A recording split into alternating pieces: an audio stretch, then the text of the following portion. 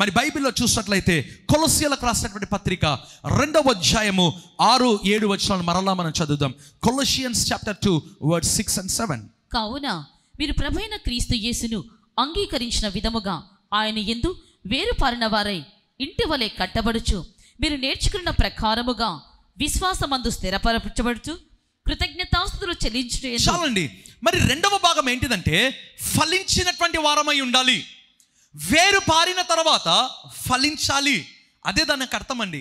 వేరు పారిన తర్వాత నెక్స్ట్ జరగాల్సింది ఏదైనా ఉందా అంటే ఫలభరితమైన జీవితము. ఫలభరితమైన జీవితము కావాలంటే వేరు పారి ఉండాలి.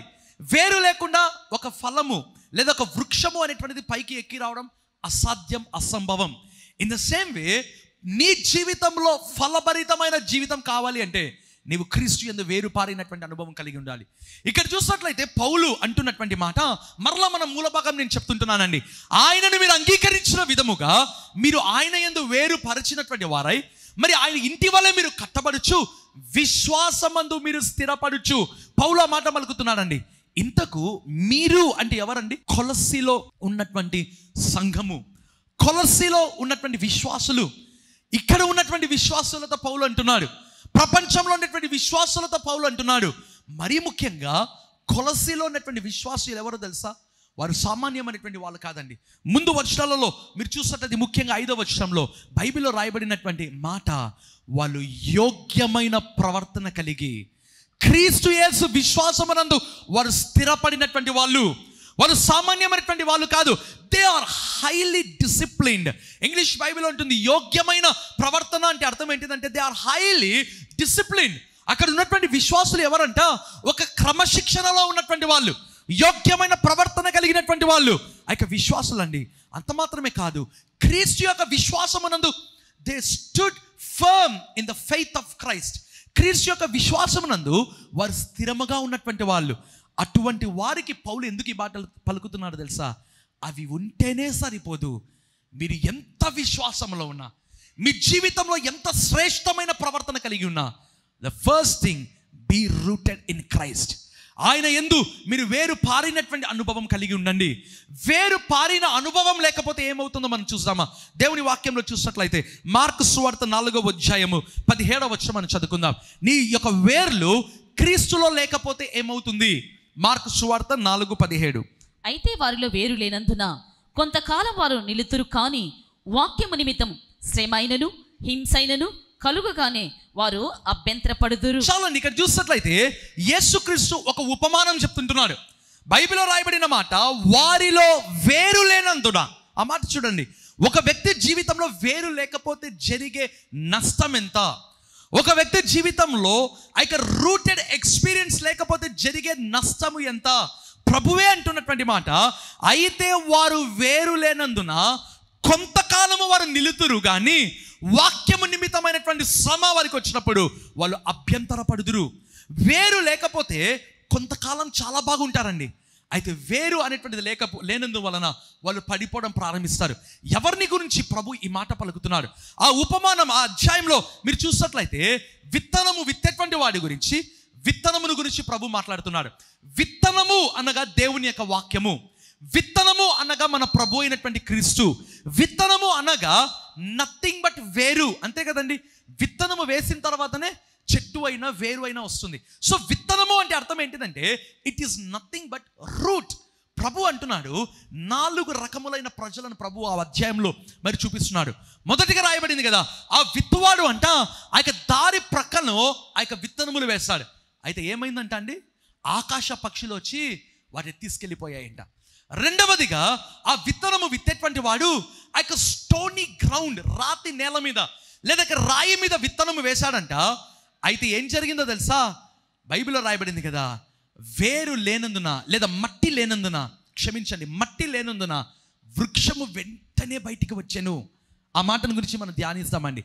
ఆ యొక్క రాతి నేలలో విత్తనము వేశారంట, చెట్టు వెంటనే పైకి వచ్చిందంట. కారణం ఏంటిది?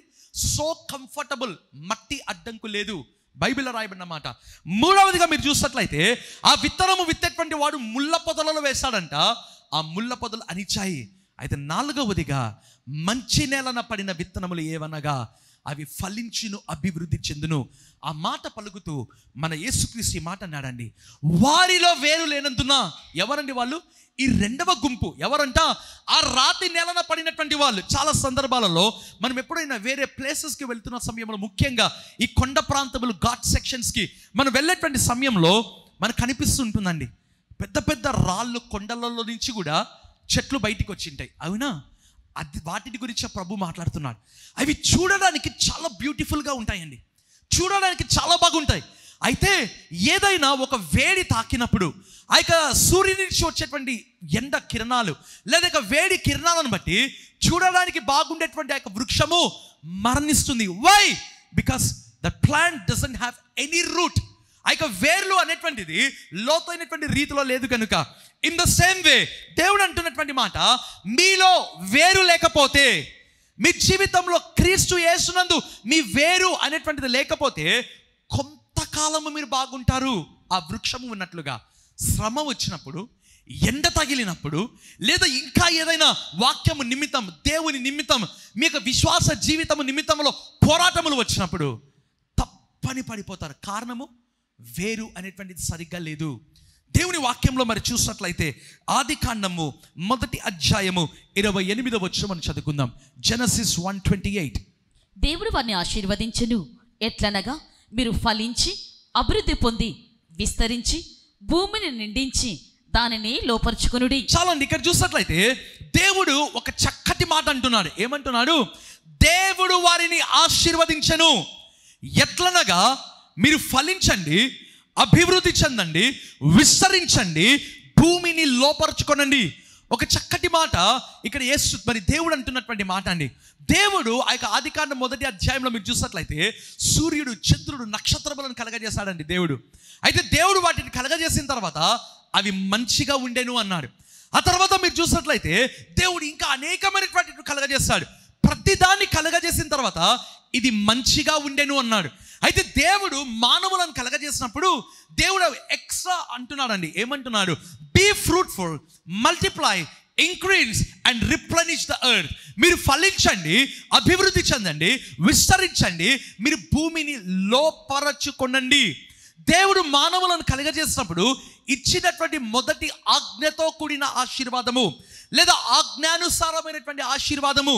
దేవుడు మానవులను ఎందుకు కలగజేస్తాడో తెలుసా అండి? What is the purpose of creating human? మానవులను ఎందుకు కారణం చేత కలగజేస్తాడంటే దేవుడు అన్నాడు, మీరు ఫలించాలి, మీరు అభివృద్ధి చెందాలి. ద డిజైర్ ఆఫ్ గాడ్, దేవుని యొక్క కోరిక ఏంటిదంటే ప్రతి ఒక్కరి పట్ల, నీ పట్ల, నా పట్ల దేవుని యొక్క కోరిక ఏంటిదంటే that you should be fruitful and that you should increase and that you should possess. మీరు ఫలించాలి, అభివృద్ధి చెందాలి. That's the desire of our heart of a father. తండ్రి యొక్క హృదయము అదే దేవుని బిడ్డలారా. దేవుని వాక్యంలో మనం చూసినట్లయితే ఫలించాలి అన్నాడు దేవుడు, అభివృద్ధి చెందాలి అన్నాడు దేవుడు. అయితే దేవుడు అన్నాడు మొదటగా మీరు వేరుపారండి. చూసామా ఏం జరిగిందో? దేవుని వాక్యంలో చూసినట్లయితే ఆదికాండము 3వ అధ్యాయము 8వ వచనం మనం చదువుకుందాం. జెనసిస్ 3:8. చల్లపూటను ఆదామును అతని భార్యయు తోటలో సంచరించుచున్న దేవుడైన యెహోవా స్వరమును విని. చాలండి, ఈ భాగంలో చూసినట్లయితే ఆదాము, హవ్వ చాలా కంఫర్టబుల్గా ఉన్నారు. దేవుడు వాగ్దానములు ఇచ్చాడు. ఓ ఆదామా, హవ్వా, మీరు ఫలించండి, ఈ ఏదైనా తోటలో బీ హ్యాపీ, మీరు ఆనందంగా ఉండండి, ఎంజాయ్. దేవుడు అన్నాడండి. అయితే వాగ్దానము చేసి నాకు ఈ మాట చదివినప్పుడు ఆయన యొక్క ప్రేమ ఏంటో అర్థమైంది దేవుని బిడ్డలారా. వాగ్దానము దేవుడు చేసిన తర్వాత వారి దగ్గరికి రాకుండా ఉండలేదు. వాగ్దానము చేసిన తర్వాత ఇంకా మీరే చూసుకోండి అని దేవుడు అనలేదు. Every day God use to come. దేవుడు ప్రతిరోజు ఆదాము అవ్వ దగ్గరికి వచ్చేవాడు. ఒకవేళ దేవుడు అనుకునేటువంటి వాళ్ళు వీరు ఎంతగా ఫలించారు, వీరి జీవితంలో వీరు ఎంతగా అభివృద్ధి చెందారు, వీరి జీవితంలో వీరు ఎంతగా ఇంక్రీజ్ అయ్యారు. ప్రియమైన వాళ్ళ ప్రతిరోజు నాకు అనిపించేది, దేవా నీకేం పట్టిందైనా ఈ ఆదాము అవ్వ దగ్గరికి రావాల్సిన అవసరమేముంది? Every day God use to come. ఒకవేళ దేవుడు చూసేవాడేమో, అయ్యో నా బిడ్డలు ఎంతగా ఫలించారు, నా బిడ్డలు ఎంతగా ఆనందిస్తున్నారు నా యందు, నా బిడ్డలు ఎంతగా అభివృద్ధి చెందారు. ఇంగ్లీష్ బైబిల్ ఏముంది తెలుసా? Lord God walking in the garden. ప్రభు అయినటువంటి దేవుడు ఆ ఏదైనా తోటలో నడుస్తూ ఉన్నాడంట. ఎంత చక్కటి మాట అండి. తన బిడ్డల నిమిత్తమై ఎందుకంట బైబిల్లో రాయబడింది కదా, లేవియా కాండము 26వ అధ్యాయంలో మనకు కనిపిస్తుంది. ఏమని ఉంటుందో తెలుసా? I will walk among you so that you shall be my people. మీరు నా ప్రజలగునట్లుగా నేను మీ మధ్య నడుస్తాను. లేవియా కాండం 26:12 ఉంటుందండి. దేవా, నీవు ఎందుకు ఆదామవ్వ దగ్గరికి ఎవ్రీడే వచ్చేటువంటి వాడు? Because they are my children. వారు నా బిడ్డలు కనుక every day I use to come. అయితే వారి జీవితంలో ఏం జరిగిందండి? ఎప్పుడైతే పాపము ప్రవేశించిందో, ఎప్పుడైతే వారి జీవితంలో ఇక పాపము వారి హృదయంలో పాపపు వేరు మరి రావడం ప్రారంభించిందో, instead of being rooted in God, their roots went into Satan.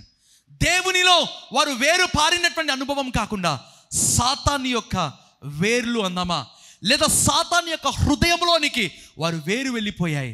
బైబిల్లో చూసినట్లయితే ఆ యొక్క దేవుడు వారిని శపించడం ప్రారంభించాడు. ఇన్స్టెడ్ ఆఫ్ బ్లెస్సింగ్, ఏ దేవుడైతే వారిని ఆశీర్వదించాడో, ఏ దేవుడైతే వారిని ఫలించండి అన్నాడో, ఏ దేవుడైతే వారిని విస్తరించండి అన్నాడో, వారు చేసిన పాపము, వారు చేసినటువంటి తప్పును బట్టి ఆశీర్వాదము శాపముగా మారిపోయింది. ఆశీర్వాదము శాపముగా మారిపోయింది. ఈరోజు దేవుడు నీతో మాట్లాడుతున్నటువంటి మాట, ఫలించడము అంటే అర్థం ఏంటిదో తెలుసా? మొదటిగా ఆయన యందు వేరు పారినటువంటి అనుభవం కలిగి ఉండడం దేవుని యొక్క చిత్తం. దేవుని వాక్యంలో చూసినట్లయితే కీర్తనల గ్రంథము 1వ కీర్తన 3వ వచనంలో మనం చూసుకుందామా? ఒక వ్యక్తి ఎక్కడ వేరు పారాలి ఈ కీర్తనకారుడు అంటున్నాడు. Psalm 1:3. అతడు నీటి కాలవల యోర్ను నాటబడినదై ఆకు వాడక తన కాలమందు ఫలమిచ్చు చెట్టు వలె నుండును. అతడు చేయునదంతయు సఫలమగును. చాలండి, ఈ కీర్తనకారుడు అంటున్నాడు, అతడు నీటి కాలువల యోరను నాటబడిన వాడే ఆకు వాడక తన కాలము, see that word, in his season, తన కాలమందు ఫలమిచ్చు చెట్టు వలె ఉండును. అతడు చేయునదంతయు సఫలమగును. ఈ కీర్తనకారుడు అంటున్నటువంటి మాట అండి, ఫలమిచ్చు చెట్టు అంటే అర్థం ఏంటిదో తెలుసా? ఫలము ఇవ్వని చెట్టు ఉందని కూడా అర్థం అదే కదండి. ఫలించని చెట్టు, ఫలింపేటటువంటి చెట్టును గురించి కీర్తనకారుడు మాట్లాడుతున్నాడంటే ఫలించని చెట్టు ఉందని కూడా అర్థమే కదా. కీర్తనకారుడు అంటున్నాడు, అతడు నీటి కాలువల యోరను నాటబడిన వాడే ఆకు వాడక తన కాలమందు ఫలమిచ్చు చెట్టు వలె. ఫలము ఇవ్వని చెట్లు కూడా ఉన్నాయండి. ఎంత భయంకరమో తెలుసా? ఒక చోట యేసుక్రీస్తు చాలా కోపగిస్తాడండి, చాలా కఠినంగా మాట్లాడతాడు. మీరు బైబిల్ చదవాల్సిన అవసరం లేదు, కానీ మత్తయి సువార్త 3వ అధ్యాయం 10వ వచనంలో మనకి మాట కనిపిస్తుంది. ఏమనుందో తెలుసా? The axe is now ready. ఆ గొడ్డలి అనేటువంటిది సిద్ధముగా ఉంది. ప్రభు యేసుక్రీస్తు తన నోటితో పలికినటువంటి మాట ఇంగ్లీష్ బైబిల్లో చక్కగా ఉందని, the axe is now ready to cut every branch which is not giving fruits. ఏ చెట్టు అయితే, ఏ కొమ్మ అయితే ఫలములు ఇవ్వడం లేదో ఆ యొక్క వృక్షము దేవుడు అంట గొడ్డలితో నరికి అవి నరకాగ్నిలో పడతాయంటండి. దేవుడు అంతగా కఠినంగా మాట్లాడడం ప్రారంభించాడు. అందుకే ఒక హెచ్చరిక, నీ జీవితంలో ఫలించేటువంటి వ్యక్తిగా ఉండాలి. నీ జీవితంలో నిత్యము ఫలమిచ్చు చెట్టు వలె ఉండడం. చెట్టు అంటే ఒక విశ్వాసి అండి. ఒక విశ్వాసి ఏ విధంగా ఉండాలి? ఫలించేటువంటి వ్యక్తిగా ఉండాలి. బైబిల్లో రాయబడింది కదా, ఏ చెట్టు అయితే ఫలించదో దేవుడు అంటే ఆ యొక్క గొడ్డలితో నరికి దాన్ని నరకాగ్నిలో వేస్తాడంట. ఎంత కోపంతో దేవుడు ఆ మాట అన్నాడండి. In the same way, if you are not fruitful, నీవు ఫలించేటువంటి జీవితము నీ జీవితంలో లేకపోతే ఒక రోజు వస్తుంది ఆ యొక్క గొడ్డలి నరికి నరకాగ్నిలో వేస్తుందండి. అంత భయంకరంగా ప్రభు మాట్లాడుతున్నాడు దేవుని బిడ్డలారా. అయితే భాగంలో మీరు చూసినట్లయితే అతడు అంటే ఎవరంట అండి? 1వ వచనంలో ఉంటుంది, దుష్టుల ఆలోచన చొప్పున నడువక, పాపుల మార్గమున నిలువక, అపహాసకులు కూర్చొనక, యెహోవా ధర్మశాస్త్రమునందు ఆనందించుచు దివారాత్రము దానిని ధ్యానించువాడు ధన్యుడు. అతడే నీటి కాలువలో ఎవరైనా ఉండబడినవాడు. నీటి కాలువలు అంటే అర్థం ఏంటిదంటే నథింగ్ బట్ పరిశుద్ధాత్మ. ఒక చెట్టు పచ్చగా ఉండాలి, ఫలములు ఇవ్వాలి అంటే ఆ చెట్టు రాతి నేల మీద ఉంటే ఉండదండి. ఆ చెట్టు ఒకవేళ ముళ్ళ పొదల్లో ఉంటే ఉండదు. ఆ చెట్టు ఎక్కడ ఉండాలి? It should be near or stand by rivers. ఆ యొక్క నది పక్కలో, లేదా కనీసం ఆ తేమైన ఆ చెట్టుకు తాకాలి. తేమ అంటే కూడా బైబిల్లో పరిశుద్ధాత్మ దేవునికి సాదృశ్యం అండి. జీవజల నదులు అంటే పరిశుద్ధాత్మ దేవునికి సాదృశ్యం.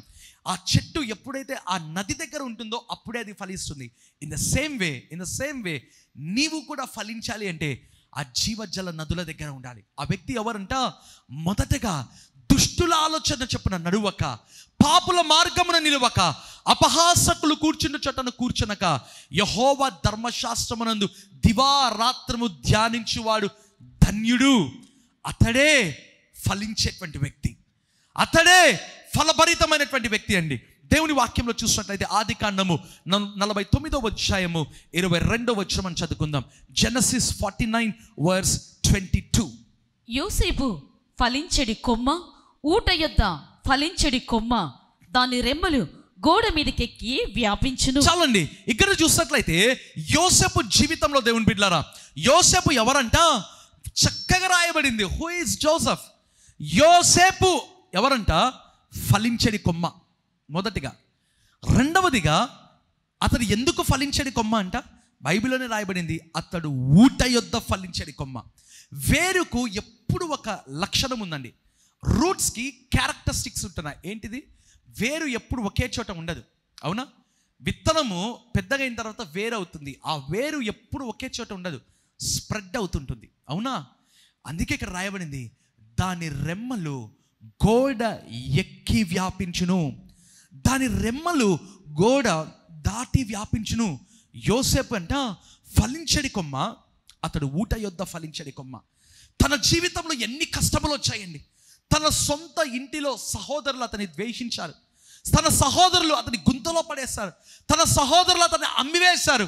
ఆ తర్వాత అతడు మరి బైబిల్లో చూసినట్లయితే ఐగుప్తులోనికి వెళ్ళిపోయాడు, మరి చెరసాలలోనికి వెళ్ళిపోయాడు. గోడ అంటే అర్థం ఏంటిదో తెలుసా? Nothing but opposition. గోడ అంటే అర్థం ఏంటిదో తెలుసా? నీ జీవితంలో ఒక అడ్డంకు. గోడ అంటే అర్థం ఏంటిదో తెలుసా? నీ జీవితంలో మరి నీవు ఎదగలేకుండా నిన్ను ఏదైతే చేస్తుందో అదే నీ జీవితంలో ఒక అడ్డంకు, ఒక గోడ. అయితే యోసేపు బాధపడలేదండి. బైబిల్లో రాయబడింది కదా, ఆ గోడ ఎంత పెద్దదైనప్పటికీ కూడా, ఆ అనానుకూలమైన పరిస్థితులు ఎన్నైనప్పటికీ కూడా యోసేపు అంట దాని రెమ్మలు గోడలు ఎక్కి వ్యాపించాయి. వై?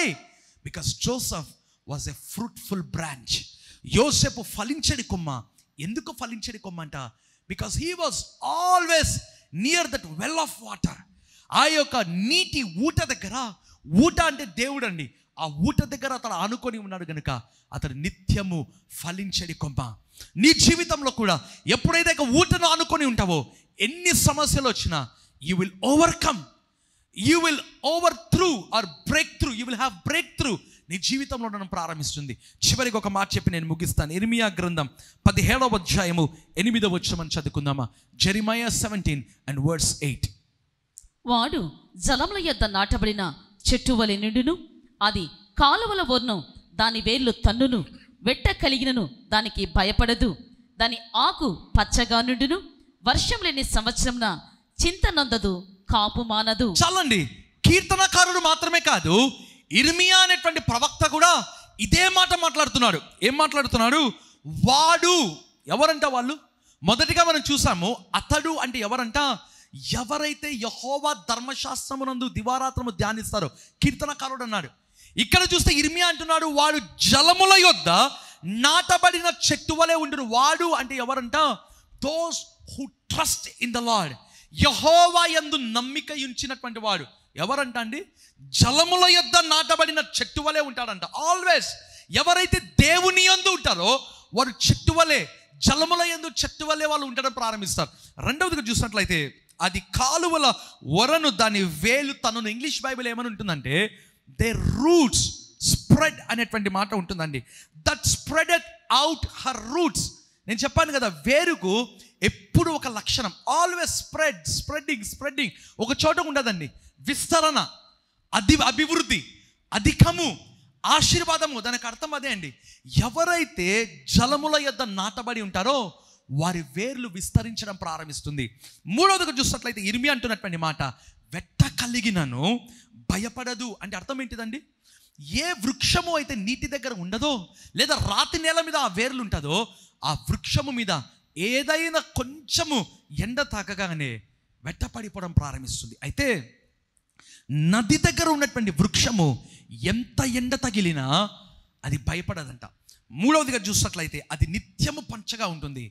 అంత మాత్రమే కాదు, చివరికి ఒక చక్కటి మాట ఉంది, వర్షము లేని సంవత్సరమున చింత నొందవు, కాపు మాయక మానవు. అంటే అర్థం ఏంటిదండి? ఆ యొక్క అనానుకూలమైన పరిస్థితులున్న ఇట్ ఆల్వేస్ ఈల్డ్స్ ఫ్రూట్స్. అది నిత్యము ఫలిస్తూనే ఉంటుందండి. Irrespective of season, irrespective of due season. అది వర్షము ఉన్నా వర్షము లేకున్నా, ఎండ ఉన్నా ఎండ తగలకపోయినా అది చింతపడదు, అది భయపడదు, ఆ చెట్టు దుఃఖపడదంట, నిత్యము ఫలిస్తూనే ఉంటుంది. ఇన్ ద సేమ్ వే నీవు ఒక చెట్టుగా నీవు ఎప్పుడైతే ఆ జలముల యొద్ద, అంటే మరలా పరిశుద్ధాత్మ దేవుడు అండి, ఆ జలముల యొద్ద నీవు ఎప్పుడైతే నాటబడినటువంటి వ్యక్తిగా ఉంటావో, నీవు నిత్యము నీ యొక్క వేర్లు పొడిగించడం జరుగుతుంది. నీ జీవితంలో అనానుకూలమైన పరిస్థితులు వచ్చిన దేవుని బిడ్డలారా, నిత్యము నీవు ఫలిస్తూనే ఉంటావు, చింతపడవు, దిగులు పడవు, కాపు మానక మానవు. అదే ఇర్మియా ప్రవక్త అంటున్నానండి. ఒక చిన్న మాట చెప్పి నేను ముగిస్తాను.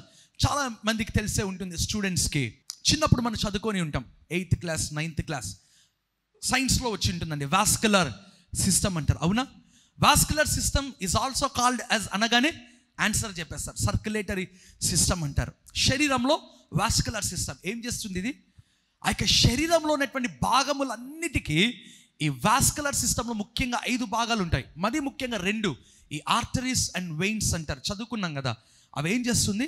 బాడీ అంతటికి ఆక్సిజన్, బ్లడ్ సప్లై చేస్తూ వేస్టేజ్ అంతటిని కూడా ఇంకొక చోటికి పంపింగ్ చేస్తుంటుందండి.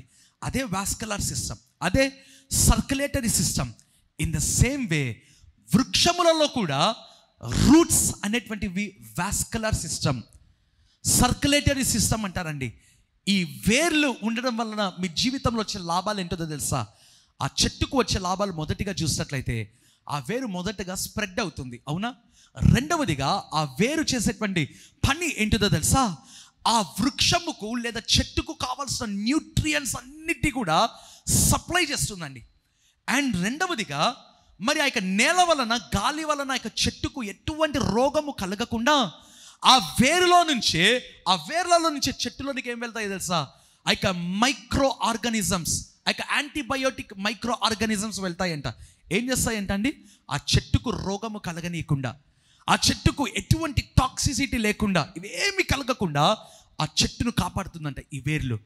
అందుకే నీ జీవితంలో కూడా దేవుని బిడ్డలారా, ఎప్పుడైతే నీ వేర్లు క్రీస్తునందు నీవు నాటబడతాయో, నీ యొక్క వేర్లు క్రీస్తు యందు, ఆయన యందు వేరు పారిచినటువంటి అనుభవం నీవు కలిగి ఉంటావో, దేవుని వాక్యంలో మరి చూసినట్లయితే ఎన్ని శ్రమలు వచ్చినా, ఎన్ని కష్టములు వచ్చినా నీ జీవితంలో నిత్యము నిత్యము నిత్యము నీవు ఫలించేటువంటి వ్యక్తిగా ఉంటావు.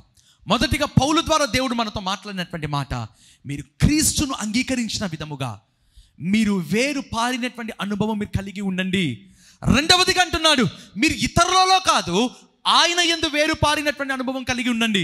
మూడవదిగా అన్నాడు, వేరు పారిన తర్వాత మీరు ఇంటి వలె కట్టబడుచు అనేటువంటి మాట. నాలుగవదిగా పౌలు అంటున్నటువంటి మాట, మీరు సమస్తమైన పరిశుద్ధులలో ఉన్నటువంటి ప్రేమ యొక్క ఎత్తు, వెడల్పు, లోతు ఏంటో మీరు వాటితో మిమ్మల్ని మీరు పోల్చుకోనండి. ఐదవదిగా అంటున్నటువంటి మాట, పౌలు అన్నాడు కదా, మొదటి భాగంలో మనం చూసాము, ఏమన్నాడు? మీ నిమిత్తము నాకు వచ్చిన శ్రమలను బట్టి మీరు అధైర్యపడవద్దు, మీ కొరకు మోకరించి నేను ప్రార్థన చేస్తున్నాను. మీ అంతరంగ పరిశుడు బలపరచబడి నాకు వచ్చిన శ్రమలను బట్టి మీకు మహిమ కలుగునట్లుగా పౌలు అంటున్నటువంటి మాట.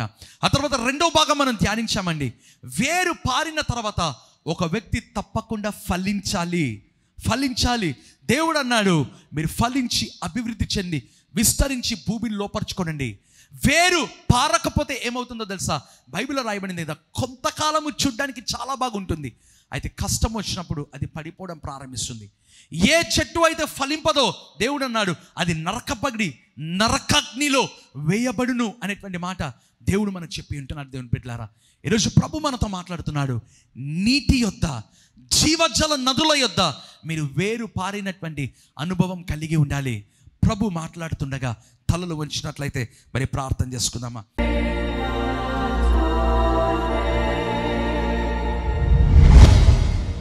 కృపగల దేవా, దయగలిగిన మా ప్రభువానికి స్తోత్రము నాయన.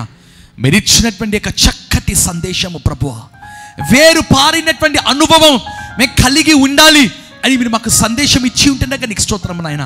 క్రీస్తును అంగీకరించడం మాత్రమే కాదు, వేరు పారిన అనుభవం కలిగి ఉండాలి అని మీరు మాకు తెలియజేసి ఉంటుండగా, ఒక హెచ్చరిక మీరు మాకు ఇచ్చి ఉంటుండగా నీకు స్తోత్రం ప్రభువా. ఎవరైతే క్రీస్తును అంగీకరించి అంతవరకు మాత్రమే వారి జీవితం చాలు అనుకుంటున్నారు, వారందరి జీవితంలో వేరు పారిన అనుభవం మీరు వారికి దయచేయండి ప్రభువా. గ్రాంట్ దెమ్ లార్డ్, అది వారికి దయచేయండి ప్రభువా. తండ్రి, క్రీస్తులో వేరు పారినటువంటి అనుభవం కలిగి వారు ఫలించినట్లుగా, వారు ఎదుగునట్లుగా, వారు అభివృద్ధి చెందినట్లుగా అయ్యా మీరు సహాయం చేయండి. వేరు పారిన అనుభవం లేకపోతే తన్ని నరకబడి తన్ని నరకాగ్నిలో వేయబడిను అనే మాటని జ్ఞాపకం చేస్తున్నాను ప్రభువా. దయచేసి దయచేసి మీరు జ్ఞాపకం చేసుకోండి, దయచేసి జ్ఞాపకం చేసుకోండి ప్రభువా. తండ్రి, మేము నరకబడి అగ్నిలో వేయబడడం కంటే నాయన నీలో వేరు పారి మేము ఫలించే జీవితము నాయన, ఫలభరితమైన జీవితం మీరు మాకు దయచేయమని నేను ప్రార్థన చేస్తూ యేసు నామమున ఎవరైతే వ్యాధిగ్రస్తులు తని రోగులుగా ఉంటున్నారు స్వస్థపరచండి ప్రభువా. వారి జీవితంలో నీ మెండైన దీవెనలు, మెండైన ఆశీర్వాదములను మీరు కనపరచమని ప్రభు యేసు నామమున ప్రార్థించి వేడుకుంటున్నాను తండ్రి. ఆమేన్.